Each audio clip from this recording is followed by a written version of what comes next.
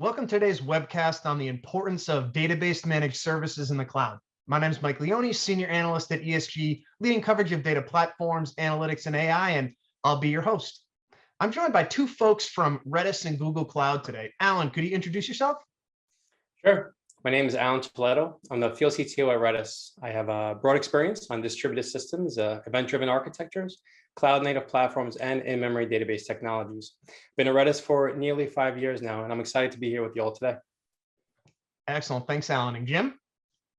It's great to be here with you today. My name is Jim Romer, and I am an ISV sales specialist with Google Cloud, working in partnership with Redis. I'm a member of Google Cloud's partner ecosystem organization. So working with my counterparts at Redis, I am the lead for go-to-markets and driving co-sell engagements and field enablement. Ultimately, my charter is to drive Redis growth and engagement across the Google Cloud sales channels via our marketplace. Perfect. Thanks, Jim. So thank you both for joining. Let's get started. So for organizations to make the most of their digital transformation initiatives, they have to become more efficient with their data, with goals like improving operational efficiency, improving quality of products and services delivered, and enhancing their ability to make better decisions. Initiatives are impacting virtually everyone throughout organizations. So first question, let's start with Alan and then Jim. How are you seeing the growing list of stakeholders impact data-centric initiatives? Yeah, you know what? Let's start at the top.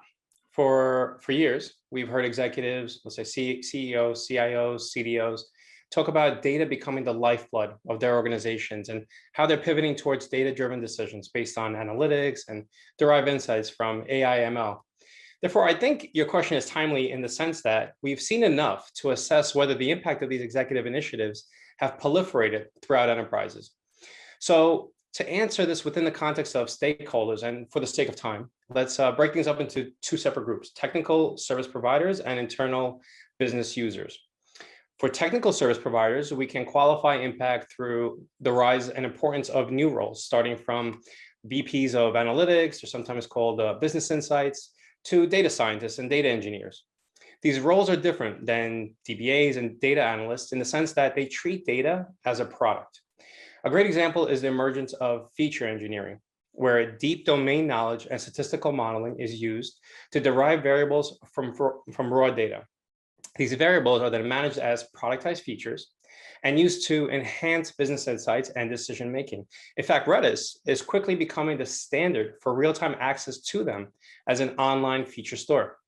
The impact of these roles and this discipline are now mainstream and growing across every industry. Now, for the internal business users, I think it's easiest to explain by telling a customer story. This comes from an interview I actually did at NRF a couple years ago, and you can also find it as an article on CIO Magazine. It's about Dick's Sporting Goods paving the way for contactless curbside pickup, which at the time was not prevalent across the entire industry. As you may have guessed, this was during the initial peak of the pandemic. Now, while this is interesting unto itself, the part I want to focus on is that Dick's built this new underlying service in just one day and was used by store associates on the very next. In fact, by the end of the first day, they collected enough feedback that they rolled out version 2 within 12 more hours. So how does this connect to new stakeholders and impact? Well, think about what it takes to perform this service. Since physical stores were closed at this time, customers could only use digital channels.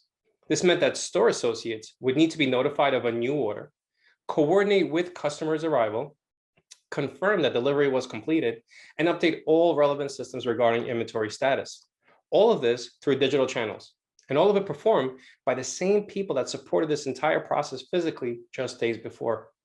Overnight, all became stakeholders impacted by an end-to-end data-driven process. Alan's customer example is a great one. It exemplifies the expression that data is the new currency. In many respects, as Alan just stated, everyone becomes a data stakeholder. In fact, we are seeing the ascendance of the chief data officer role.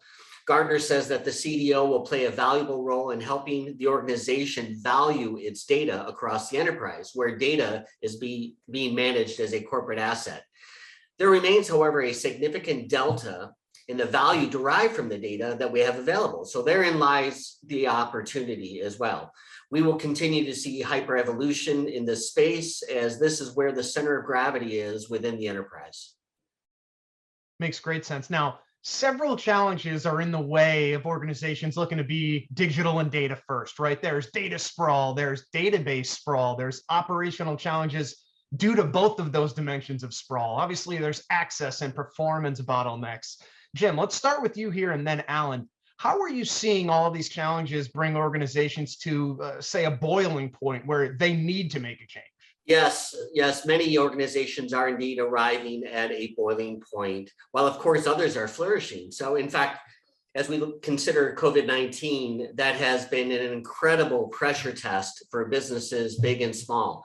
As operations return to capacity, innovation will be key to accelerating transformation and preventing future disruption. So the upside of successfully becoming a data-driven enterprise is tremendous, where one success begets another and so on. So I know that Alan has many more great examples other than Dick's Sporting Goods of customer successes. And we all read the same headlines when some enterprises fail. So there are businesses who face great peril if they stumble in this pursuit. So not surprisingly, technology itself is seldom the primary reason for when organizations struggle with their data first ambitions. We can look to other things like executive sponsors not fully understanding what's at stake or not embracing the moment. And I'm reminded of that quote, we are what we repeatedly do. Excellence is not an act, but a habit. So that's Socrates. So at Google, we pride ourselves on our culture of innovation. It's a big part of who we are. It's in our DNA, and we hold that very dear. So frankly, we think that this makes us special and quite unique and different than the other public clouds. And we impress upon our customers that they can and will accelerate growth by fostering their own culture that enables and prioritizes innovation. And lastly, I'll add that this is just one of the reasons why we at Google are so fortunate to work with partners like Redis, who possess their own special and unique culture of innovation. Yeah, I can't quote a great philosopher like you did, but I think you raised a great point about executive sponsorship and company culture, and not just technology, sometimes being the barrier to successful, digital transformations. While enterprises have long back started investment towards digital and becoming data-driven, there are plenty of success stories. Let's be honest, things didn't always go as planned. It turned out that transforming existing operations was expensive, it was complex, and frankly, often political. So many enterprises, what did? They delegated digital investments towards new siloed channels and mobile apps instead of replatforming and integrating with their legacy technology stack. And while these workarounds were quite common until the growing movement for cloud migrations exposed their brittle architectures. So to overcome these on-premise anchors, enterprises began to widely adopt a modern architectural style based on lightweight and loosely coupled business-oriented microservices. This was a great solution since they can break off individual business workloads from the monolith in a phased and risky migration. Now, this architecture promised increased business agility by allowing microservices to operate on their own release cycles, embrace end-to-end product ownership, and adopt a DevOps culture. They were able to reduce time to market for new service developments from months to days. Everything was going to be perfect. But like all things, this came with a trade-off. By empowering developers to choose an optimal database for each microservice, at an enterprise level, they began feeling the pain that Mike was talking about of technology sprawl and increased cost of trying to maintain architecture-wide SLAs and SLOs. This is why multi-model databases like Redis Enterprise are gaining adoption across microservice architectures. In fact, when we launched our partnership with GCP, it was none other than Thomas Kurian, their CEO, who spoke at our annual sales kickoff about multi-model becoming the next database trend for this very reason. With Redis Enterprise, the same microservice team can still choose an optimal data model for their microservice. Let's say it's JSON or a time series or an event stream, without having to bring in an entirely new technology into their enterprise. They can still achieve their goal to eliminate the impedance mismatch between the way data is stored and the way data is used. However, since Redis Enterprise supports each data model, they will eliminate the headaches of how to deploy each database with 5 nines availability, how to configure security, and all these other enterprise level concerns. Application modernization has always been a pain point for enterprises, but it was the urgency brought on by the pandemic, as Jim said, which really exposed how far some of them were from reaching their digital, cloud, and data-driven goals. something we are acutely focused on at Redis and our partners at GCP. That was great, Alan. You started hitting on, some capabilities and attributes that really matter. And we know to address some of the challenges that we mentioned, organizations are increasingly turning to cloud-based database managed services. They gain operational simplicity. They can improve reliability and availability. They have better cost control, can deal with resource shortages instantly, and really overcome that inevitable performance bottleneck as they scale. So I want to start with Alan here this time, and then Jim. How are you seeing, let's say, performance really rise to the top of the requirements list when it comes to the capabilities that matter the most? Yeah. All right. So let me stick with retail here, since it's something everyone can understand. Today's consumers, they shop from anywhere and at any time. They use their mobile devices or laptops, right? Brick and mortar stores are evolving into showrooms and fulfillment centers. In essence, digital channels have become the front door to many businesses, whether it's mobile, .com, social, anything else. In fact, some analysts estimate that this trend was accelerated by almost a decade during the pandemic. So how does it connect back to performance? Well, we know that people tend to be a little impatient. When we experience delays or problems while using digital technology, that impatience can become more intense because we have come to expect technology to work instantaneously. I think we could all associate to that. Now, don't quote me on the exact numbers here, but I recall a 2020 study by Retail Systems Research, where they found that 60% of respondents said they would visit a competitor's site instead of waiting for poor performance to resolve. 20% said they would never return, and 15%, most critically, would vent their frustration on social media. In other words, not only has it become harder to satisfy customers, but the ramifications of their dissatisfaction can now have a multiplier effect in the digital world. Think about Twitter. No more brand loyalty, no more waiting on spinning hourglasses, for those that remember that. Just a new world of high expectations. So the days of websites merely being available during a major shopping event, as an example, is no longer the threshold for success, because latency is now the new outage. And when does it matter the most? Well, seasonal peaks come with increased stress and strain on your infrastructure, which can quickly create performance degradation that cascades into unavailability within seconds. While this concern over latency has very real consequences, it's not one shared by Redis enterprise customers.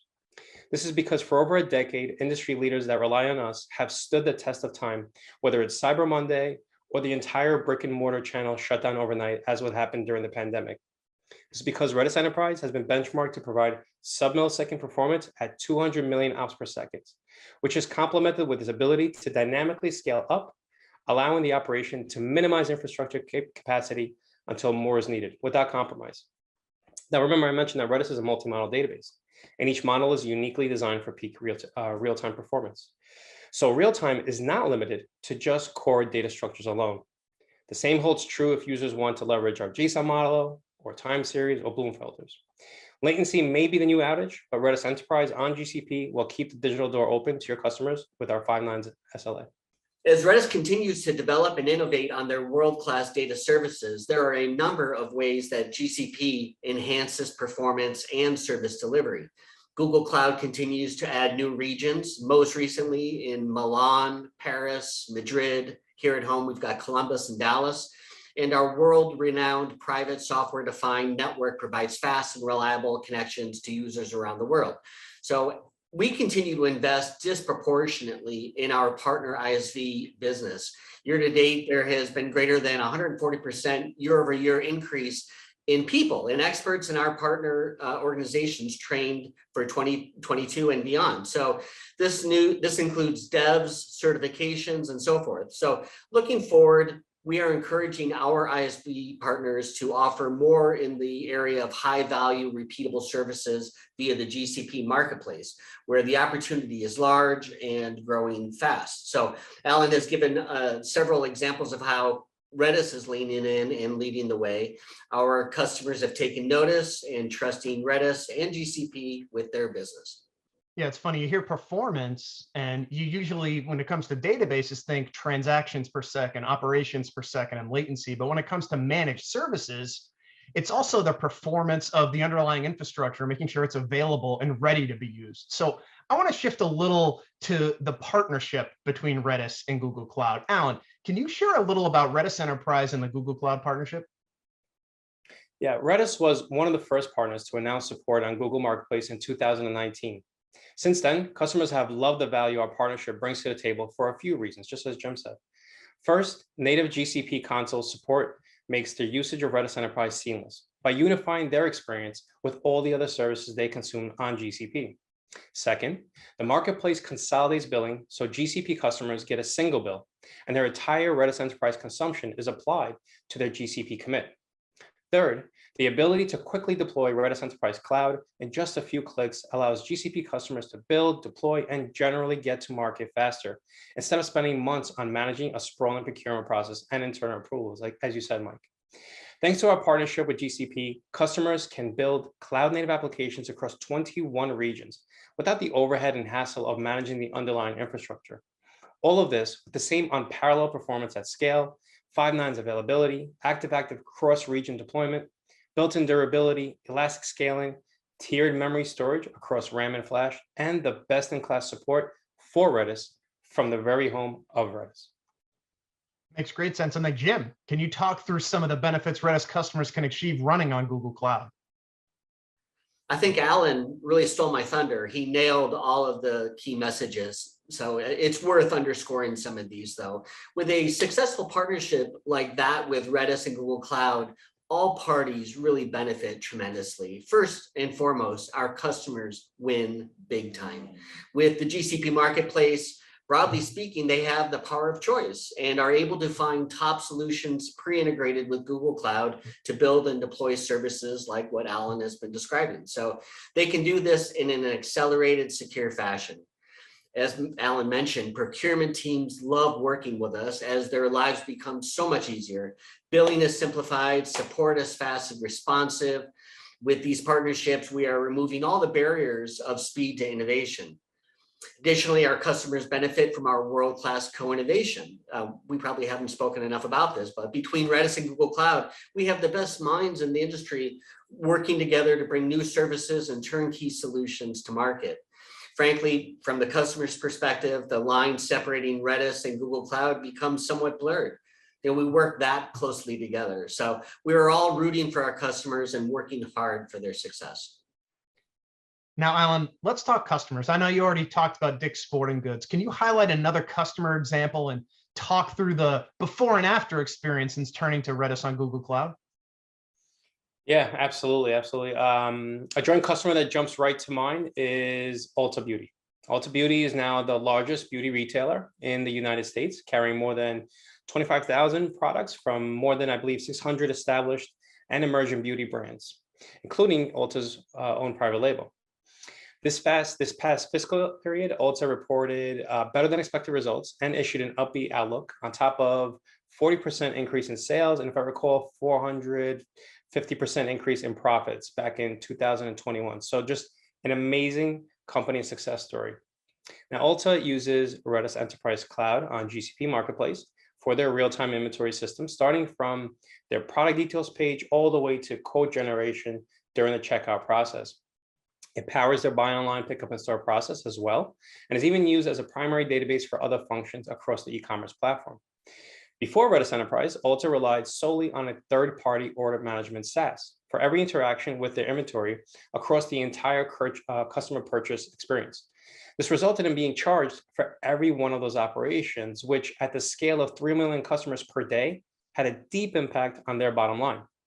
By introducing Redis Enterprise, Ulta was able to cut calls to that third-party SaaS by 2/3, which saved them millions of dollars in operational expenses and estimated savings on opportunity costs thanks to our improved reliability from our 5 nines availability SLA.